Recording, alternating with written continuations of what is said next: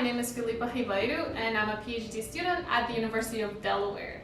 I'm a fellowship recipient of the International Foundation for Ethical Research, and I work in Dr. Jason Gleghorn's lab. My interest broadly lies in developing in vitro tools for improving research outcomes in women's health. So the cervicovaginal region is a boundary region in the female reproductive tract and is located between the cervix and the vagina. And it's vital for reproductive health and immune defense, aiding in pregnancy, menstruation, and infection clearance.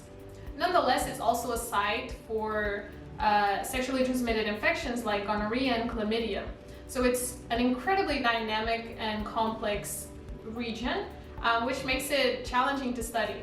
So current methods for modeling gonorrhea and other infections in the female reproductive tract include 2D cell models, which lack the complexity of an organ, and animal models like mice that have complexity closer to the human body.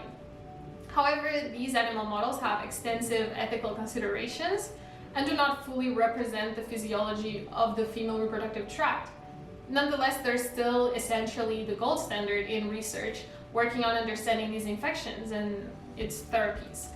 So new methods that decrease the use of animals while preserving the complexity are needed to improve research outcomes. So microfluidic devices and organ-on-a-chip technology, consisting of multiple channels that are integrated on a chip that can mimic desired physiological components, can help fill this gap in methods while simultaneously decreasing the need for animals in preclinical studies.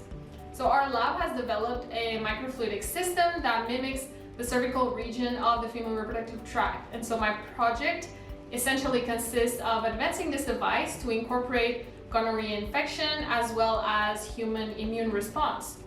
So my inspiration comes from wanting to contribute to closing this gap and ensuring that women's health research is studied in the same rigor as other areas of medicine. So by focusing on the cervicovaginal region, we aim to create models that can give us better insight on diseases like STIs and how they affect this population specifically.